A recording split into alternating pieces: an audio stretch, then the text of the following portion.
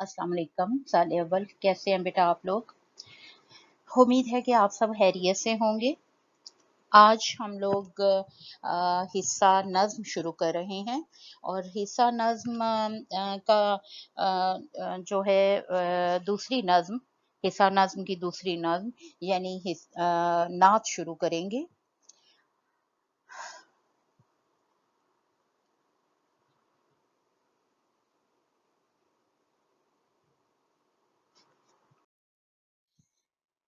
जी बेटा, हमारे सिलेबस में शामिल है मोहसिन काकोरवी की लिखी हुई नात। सबसे पहले हस्बे मामूल हम तारुफ करेंगे मोहसिन काकोरवी का। तो अगर हम तारीख पैदाइश देखते हैं मोहसिन काकोरवी की, तो 1826 उनकी तारीख पैदाइश है। तारीख वफात है 1905। उनका नाम मोहम्मद मोहसिन, तहल्लुस भी मोहसिन करते रहे हैं और कस्बा काकूरी में पैदा हुए, इसलिए काकूरवी कहलाए। आगरा में वकालत की प्रैक्टिस करते रहे। आप सल्लल्लाहु अलैहि वसल्लम से मोहब्बत का ये आलम था कि 9 साल की उम्र में ख्वाब में आप सल्लल्लाहु अलैहि वसल्लम की ज़ियारत हुई, जिस पर इजहार मुसर्रत के तौर पर आपने एक फारसी नज़्म लिखी। मोहसिन का ज्यादातर कलाम हमदिया और नातिया है। उनका ये कलाम कुलियाते नाते मोहसिन के नाम से शाया हो चुका है। अगर बात करें मोहसिन काकोरवी के असलूबे बयान की, तो मोहसिन को उर्दू जबान पर मुकम्मल अबूर हासिल था। उन्होंने अपनी शायरी में अरबी, फारसी और हिंदी अल्फाज इस्तेमाल किए हैं। सदाकत, खलूस, शगुफ्तगी और रवानी उनके कलाम की नुमायां खूबियां हैं। उनका ताल्लुक दबस्तान लखनऊ से है, इसलिए उनके यहाँ शौकत अल्फाज पाई जाती है। उन्होंने अपने कलाम में खूबसूरत तशबीहात व इस्तिआरात का इस्तेमाल किया है। उनके मजमूआ कलाम में नात गोई, सहाबा कराम के मनाकिब कहते हैं बेटा सहाबा कराम की तारीफ में लिखे गए अशार को। इसके अलावा दीगर असनाफ पर भी उनके अशार मिलते हैं, जिनमें तारीख गोई भी शामिल है। उनका मजमूआ कलाम, जैसा कि ऊपर भी जिक्र किया जा चुका है, कुलियाते नाते मौलवी मोहम्मद मोहसिन के नाम से छप चुका है। शुरू करते हैं नात। शेर नंबर 1। सबसे आला तेरी सरकार है सबसे अफजल, मेरे ईमाने मुफस्सल का यही है मुजम्मल। मुश्किल अल्फाज के मानी सामने दिए हुए हैं। अगर इस शेर का मफहूम देखें तो शायर का कहना है कि हजूर सल्लल्लाहु अलैहि वसल्लम का रुतबा और मकाम सबसे बुलंद है। यही हमारे ईमान का खुलासा है कि आप सल्लल्लाहु अलैहि वसल्लम की जात मुबारक है।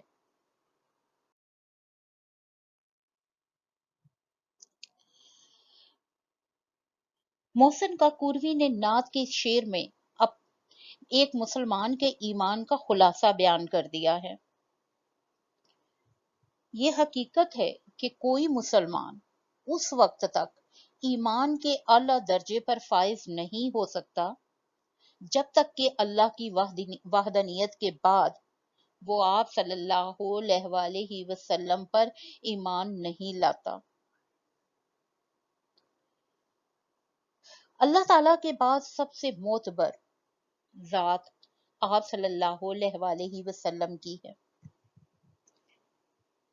कुरान पाक में फरमाया गया है कि जिसने अल्लाह की पैरवी की उसने रसूल अल्लाह सल्लल्लाहु अलैहि वसल्लम की पैरवी की, और जिसने रसूल अल्लाह सल्लल्लाहु अलैहि वसल्लम की पैरवी की उसने अल्लाह की पैरवी की।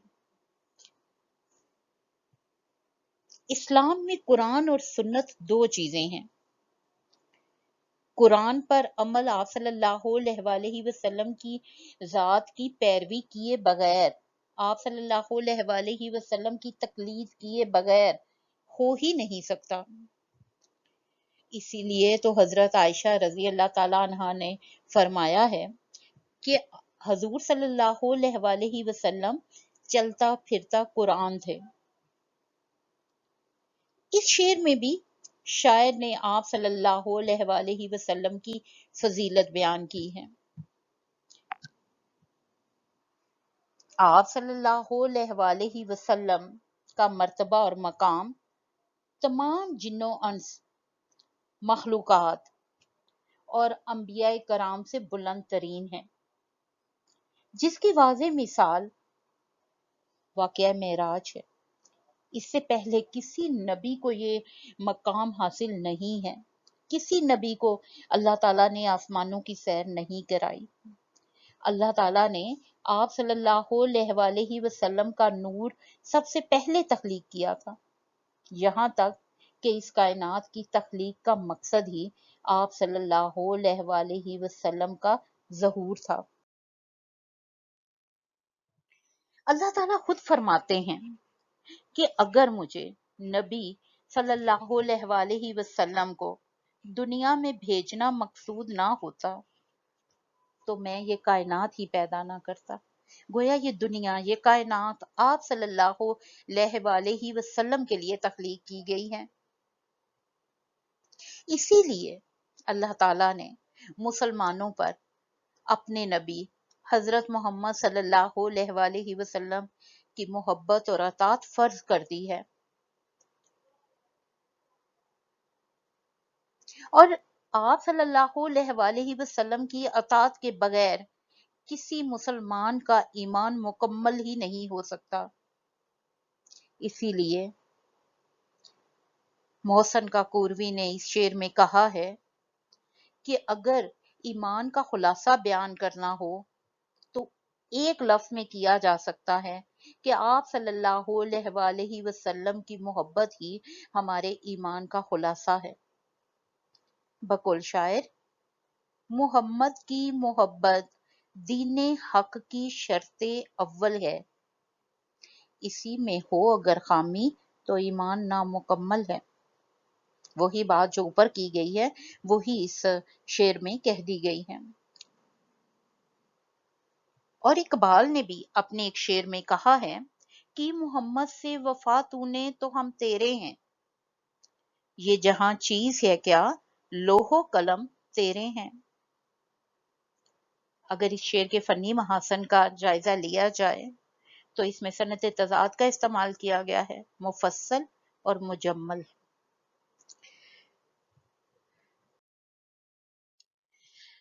جی طالبات، شعر نمبر 2 ہے: گلے خوش رنگ رسول مدنی و عربی، زیب دامان ابد ترائے دستار ازل۔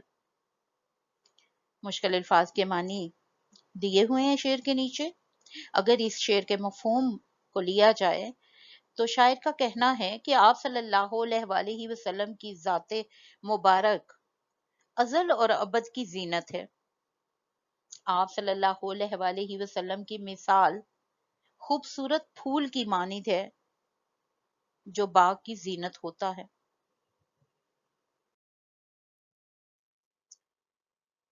اس شعر میں شاعر نے آپ صلی اللہ علیہ وسلم کے لیے گلے خوش رنگ کی تشبیہ استعمال کی ہے۔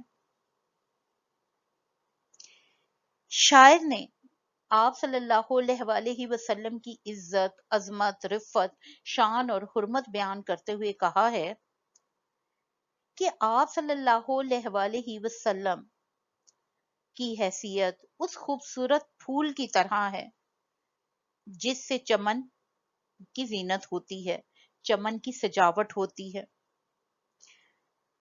اور یہ پھول روح کی تازگی کا سبب بنتا ہے۔ اسی طرح آپ صلی اللہ علیہ وسلم کی ذات مبارکہ ازل اور ابد کی زینت ہے۔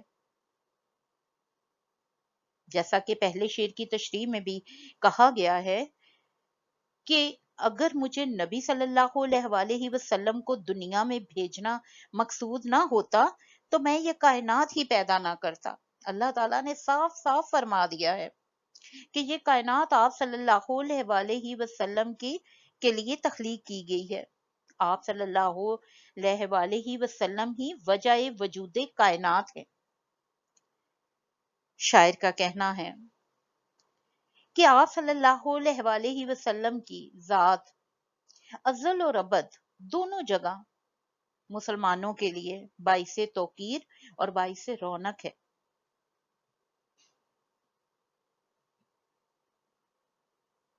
اور اللہ تعالیٰ نے آپ صلی اللہ علیہ وآلہ وسلم کی پیروی کو توحید کا اقرار قرار دیا ہے۔ دیکھیں پہلا کلمہ لا الہ الا اللہ محمد رسول اللہ، کہ جب تک ہم آپ صلی اللہ علیہ وآلہ وسلم کو اللہ کا رسول نہیں مانتے اس وقت تک ہم مسلمان ہی نہیں کہلاتے۔ اسی طرح قیامت کے دن جب افراتفری کا عالم ہوگا، حشر برپا ہوگا، تب بھی آپ صلی اللہ علیہ وآلہ وسلم کے دم سے ہی رونق ہوگی۔ کوئی نبی، کوئی انسان کسی کی سفارش کرنے کی ہمت نہیں کرے گا، مگر آپ صلی اللہ علیہ وآلہ وسلم کی ذات اپنی امت کی شفاعت کرے گی۔ اور یقیناً اللہ تعالیٰ اپنے محبوب کو خالی ہاتھ نہیں لوٹائے گا، گویا یہ آپ صلی اللہ علیہ وآلہ وسلم کی ذات ہی ہے جسے یہ مقام، یہ عزت، یہ توقیر، یہ حرمت عطا کی گئی ہے۔ آپ جیسا نہ کوئی تھا، نہ ہے اور نہ ہوگا۔ بقول شاعر آپ سا دنیا میں کوئی دیکھا ہی نہیں، کیونکہ اللہ نے کوئی اور بنایا ہی نہیں۔ اگر اس شعر کے فنی محاسن کا جائزہ لیا جائے تو ایک تو بیٹا اس میں صنعت تشبیہ کا استعمال کیا گیا ہے، اور اس کے علاوہ اس میں صنعت تضاد کا بھی استعمال کیا گیا ہے، ازل اور ابد، تو اس میں صنعت تضاد کا بھی استعمال کیا گیا ہے۔ شروع کرتے ہیں شعر نمبر 3۔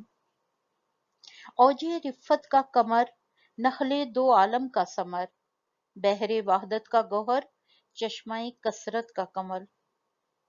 مشکل الفاظ کے معنی سامنے دیے ہوئے ہیں، مفہوم دیکھتے ہیں۔ آپ صلی اللہ علیہ وآلہ وسلم کی ذات مبارکہ عظمت کا وہ چاند ہے جو دونوں جہانوں کا حاصل ہے، اور وحدانیت کے سمندر کا وہ موتی اور چشمہ کثرت کا کمل ہے۔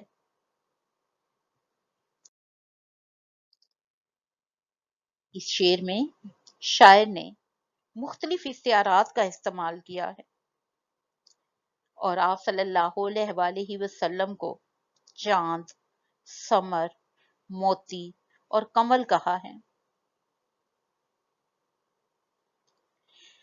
اللہ تعالیٰ نے اپنے بعد سب سے بلند درجہ اپنے نبی حضرت محمد صلی اللہ علیہ وآلہ وسلم کو عطا فرمایا ہے۔ آپ کی ذات کسی تعریف کی محتاج نہیں ہے۔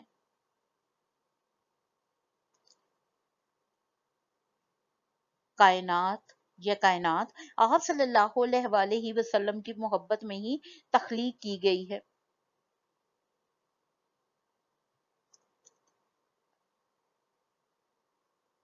اور آپ صلی اللہ علیہ وآلہ وسلم کی پیروی ہی اللہ تعالیٰ کی پیروی ہے، اور اللہ تعالیٰ کی پیروی اس کے رسول کی پیروی ہے۔ بقول شاعر ایک مصرع دیا گیا ہے، بعد از خدا بزرگ تر توئی، قصہ مختصر۔ آپ صلی اللہ علیہ وآلہ وسلم کی ذات مبارکہ ہی دونوں جہانوں کا حاصل ہے۔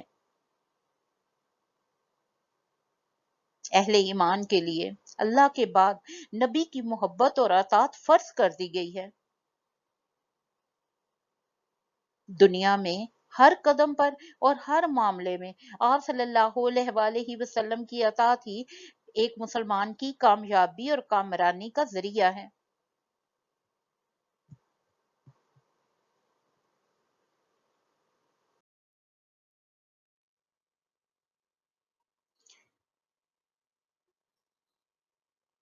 شاعر نے کہا ہے کہ اللہ کی ذات وحدانیت کا سمندر ہے، بے شک اللہ کی یکتائی اور وحدانیت میں کوئی شک نہیں ہے، مگر اس سمندر کا موتی آپ صلی اللہ علیہ وآلہ وسلم کی ذات کو قرار دیا گیا ہے۔ یہ حقیقت ہے کہ آپ صلی اللہ علیہ وآلہ وسلم کی آمد سے پہلے یہ دنیا اللہ تعالیٰ کو بھلا چکی تھی، کوئی اللہ تعالیٰ کا نام لیوا نہیں تھا،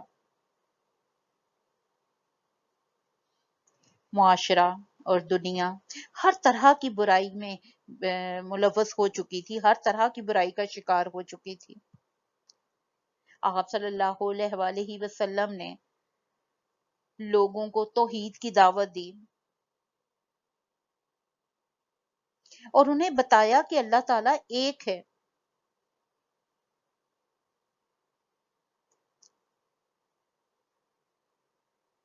اس لیے یہ ہمارے ایمان کے لیے ضروری ہے کہ اللہ کے بعد نبی پاک صلی اللہ علیہ وآلہ وسلم پر ایمان لایا جائے۔ نبی کی پہچان کے بغیر اللہ تعالیٰ کی پہچان ممکن نہیں ہے۔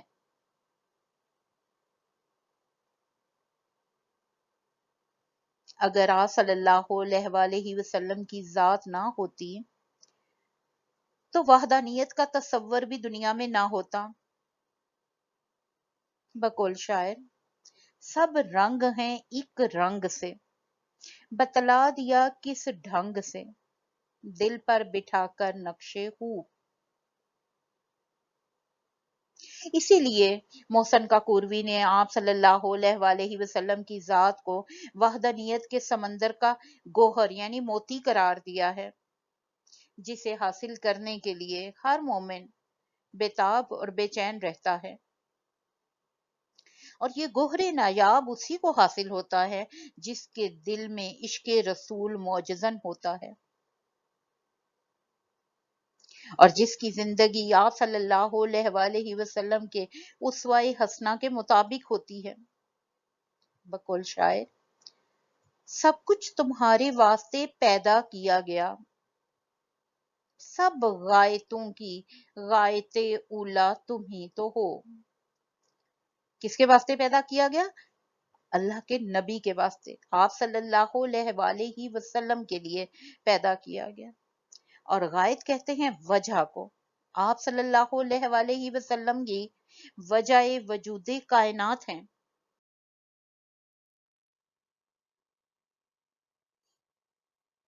اسی طرح اللہ تعالیٰ کی ذات کو چشمہ کثرت بھی کہا گیا ہے، گو کہ اللہ کا کوئی مادی وجود نہیں ہے، اور وہ مادی طور پر ہمیں دکھائی نہیں دیتا، مگر کائنات کے ذرے ذرے میں اس کی ذات کا جلوہ دکھائی دیتا ہے۔ اس نے اس کائنات کی ہر چیز میں اپنا عکس رکھا ہے،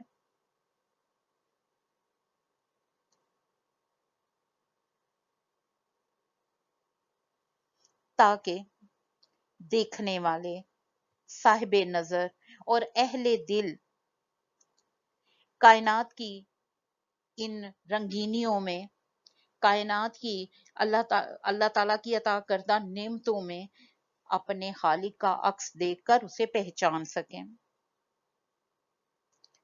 شاعر کے مطابق اس کثرت کے چشمے میں آپ صلی اللہ علیہ وآلہ وسلم کی ذات کنول ہے۔ کنول ایک ایسا پانی کا پھول ہے جو دیکھنے والوں کی توجہ فوراً اپنی جانب مبذول کراتا ہے، دیکھنے والی آنکھ کو تازگی اور سکون عطا کرتا ہے۔ گویا کائنات کے ان لامحدود جلووں میں، ہر چیز میں، ہر شے میں اللہ نے نبی صلی اللہ علیہ وآلہ وسلم کی ذات کو سب سے نمایاں اور ممتاز بنایا ہے۔ جب کوئی انسان اللہ کے راستے پر قدم رکھتا ہے تو لازمی طور پر نبی اکرم صلی اللہ علیہ وآلہ وسلم کی محبت اس کے دل میں موجزن ہو جاتی ہے۔ اور جب وہ نبی صلی اللہ علیہ وسلم پر اللہ تعالیٰ کے احسانات دیکھتا ہے، ان کا مرتبہ اور مقام دیکھتا ہے، تو اس کا دل عاجزی اور انکساری سے بھر جاتا ہے۔ نبی صلی اللہ علیہ وسلم کی محبت کا سمندر اس کے دل میں امڈ آتا ہے، اور اس کا ہر قدم سیرت رسول صلی اللہ علیہ وسلم کے مطابق ہی اٹھتا ہے، کیونکہ اللہ تعالیٰ کو نبی صلی اللہ علیہ وسلم کی سیرت پر عمل کیے بغیر اللہ تعالیٰ کی محبت کو حاصل نہیں کیا جا سکتا۔ ہم یہ شعر پہلے شعر کی تشریح میں لکھ چکے ہیں۔ محمد کی محبت دین حق کی شرط اول ہے۔ محمد کی محبت دین حق کی شرط اول ہے، اسی میں ہو اگر حامی تو ایمان نامکمل ہے۔ اگر اس شعر کے فنی محاسن کا جائزہ لیا جائے تو اس میں استعارات کا استعمال کیا گیا ہے۔ شروع کرتے ہیں شعر نمبر 4۔ ہے تمنا کہ رہے نعت سے تیرے خالی، نہ میرا شعر نہ قطع نہ قصیدہ نہ غزل۔ اس شعر کا مفہوم اگر دیکھتے ہیں تو شاعر کا کہنا ہے کہ میری خواہش ہے کہ میں ہر صنف شعر مثلاً قصیدہ، قطع اور غزل میں صرف نعتیہ اشعار کہوں،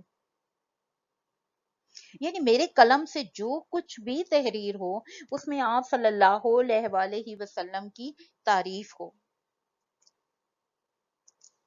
شاعر نے اس شعر میں اپنی خواہش، اپنی تمنا کا اظہار کیا ہے۔ ہم محسن کاکوروی کا تعارف دیکھتے ہوئے ہم نے یہ دیکھا کہ وہ ایک قادر الکلام شاعر تھے۔ قادر الکلام کہتے ہیں جو کلام پر، شاعری پر قدرت رکھنے والا، جسے شاعری کا فن، ہنر آتا ہو۔ ان کی شاعری کا خاص وصف ان کی نعت ہے، جس میں انہوں نے خوب کی ہے۔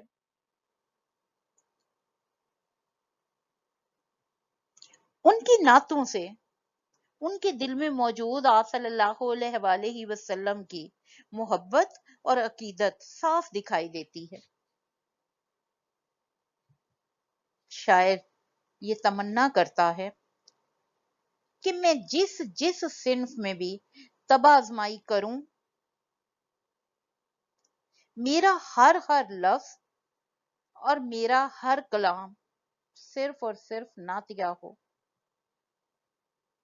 میرے ہر لفظ سے رسول اللہ صلی اللہ علیہ وسلم کی عظمت، ان کی شان و شوکت اور محبت بیان ہو۔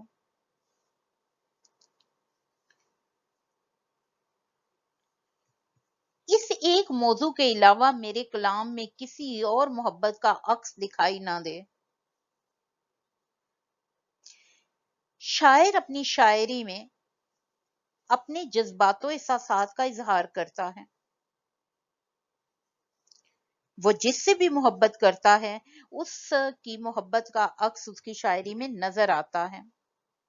محسن کاکوروی بھی عاشق رسول صلی اللہ علیہ وسلم ہیں، اس لیے ان کے ہر لفظ میں عشق نبی صلی اللہ علیہ وسلم کا عکس دکھائی دیتا ہے۔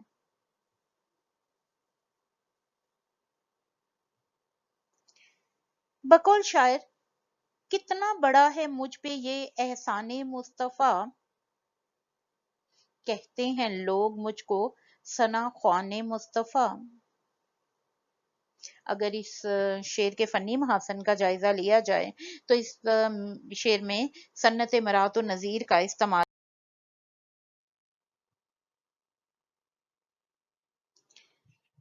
شعر نمبر 5 دیکھتے ہیں۔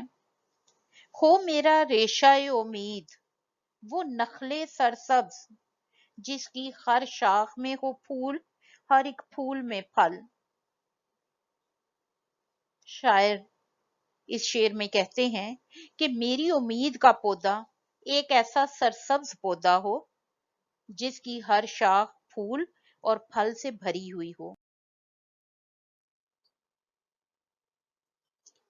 اس شعر میں شاعر نے امید کو सरसब्ज पौधे से मिसाल दी है।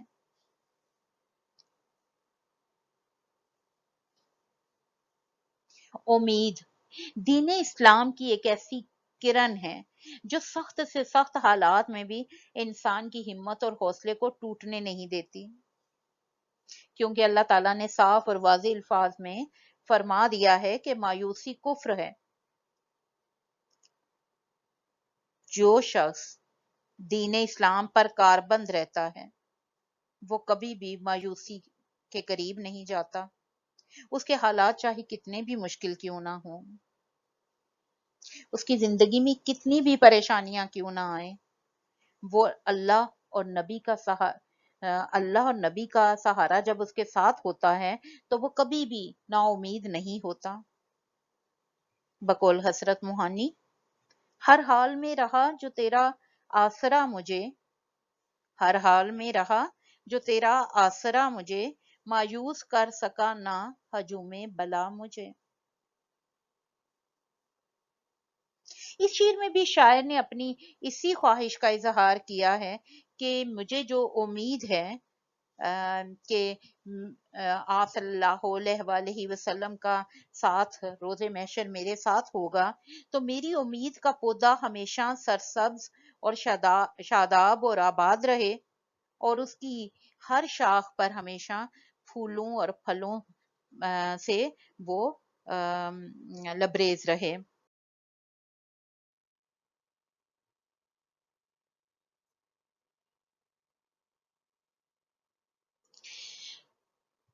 यहाँ शायर ने कहा है कि आप सल्लल्लाहु अलैहि वसल्लम की मोहब्बत जिस मुसलमान के दिल में हो तो उस मुसलमान का ईमान कभी भी डगमगा नहीं सकता, वो मुश्किल से मुश्किल हालात में भी कभी मायूस और नाउमीद नहीं हो सकता। तारीख गवाह है कि आशिकाने रसूल सल्लल्लाहु अलैहि वसल्लम के सीनों पर भारी पत्थर रखे गए। हजरत बिलाल की मिसाल आपके सामने है, उन्हें जंजीरों में बांधा गया, उन पर कोड़े बरसाए गए, मगर इस हाल में भी उनकी उम्मीद कभी नहीं टूटी, क्योंकि रसूलुल्लाह सल्लल्लाहु अलैहि वसल्लम की मोहब्बत ने उन्हें कभी मायूस होने ही नहीं दिया। शायर का भी यही मकसद है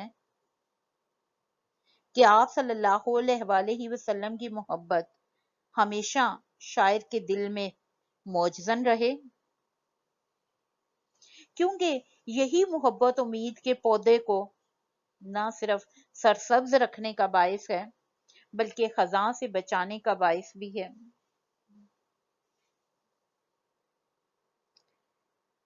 बकौल शायर, मेरा दिल मेरी तमन्ना या मोहम्मद आप हैं, मेरा दीन और मेरी दुनिया या मोहम्मद आप हैं।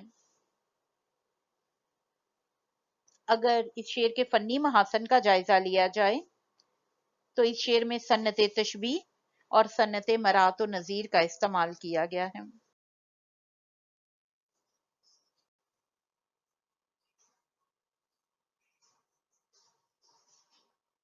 शेर नंबर 6, रूहे अनवर का तेरे ध्यान रहे बादे फना, मेरे हमरा चले राहे अदम में मशल। मौत के बाद सफर में हजूर सल्लल्लाहु अलैहि वसल्लम का रोशन चेहरा मेरे सामने रहे और मेरी रहनुमाई करता रहे।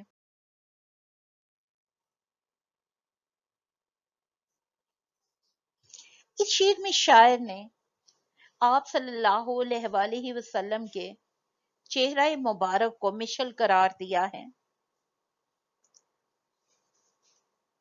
और शायर की ये ख्वाहिश है कि आप सल्लल्लाहु अलैहि वसल्लम का रोशन चेहरा मेरी रहनुमाई करता रहे।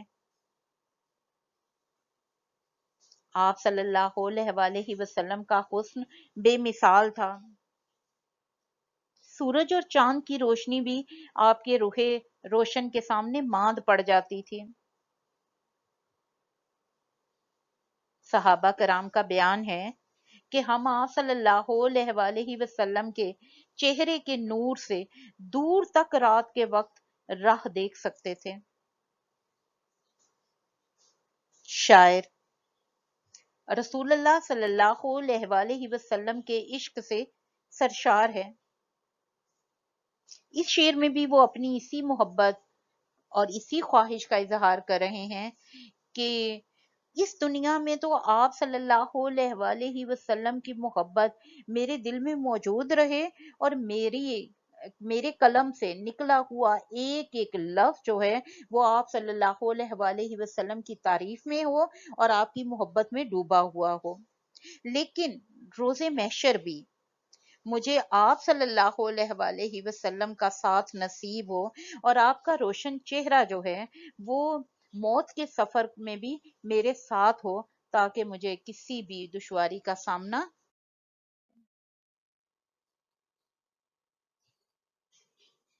آخرت کا راستہ بہت دشوار اور بہت مشکل ہے۔ اس کے بارے میں جو کچھ ہمیں معلومات ملتی ہیں ان کے مطابق راہ عدم کی سختیاں بہت شدید ہیں، مگر وہ لوگ جو ایک خدا پر ایمان لائے اور آپ صلی اللہ علیہ وسلم کی سیرت پر عمل کرتے رہے، آپ کی سنت پر عمل کرتے ہوئے انہوں نے اپنی زندگیاں گزاری، تو وہ اس مشکل راستے سے آسانی سے گزر جائیں گے۔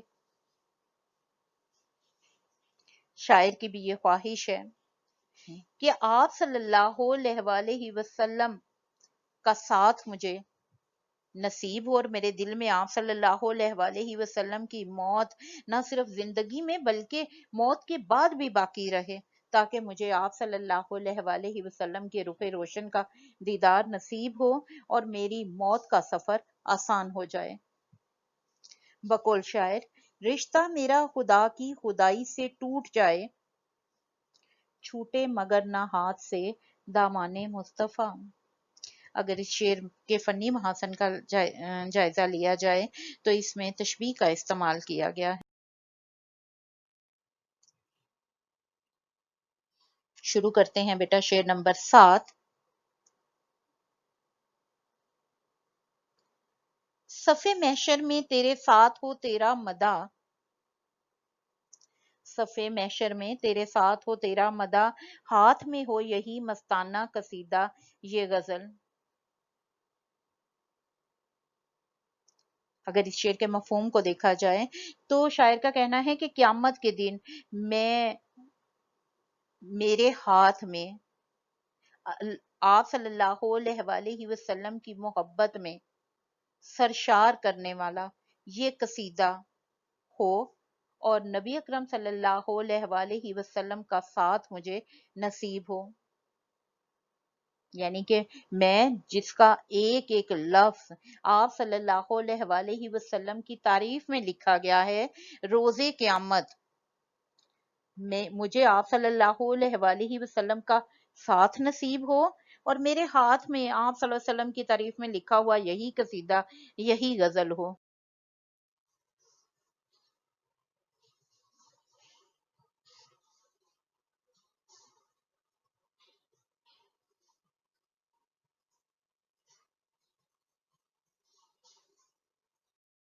جی بیٹا، یہ 4 سوال ہیں آخر میں جن کے جواب آپ نے لکھ کر بھیجنے ہیں، اور انشاءاللہ تعالیٰ ملیں گے نیکسٹ لیکچر کے ساتھ۔ اللہ تعالیٰ آپ کا حامی و ناصر ہو۔ اللہ حافظ۔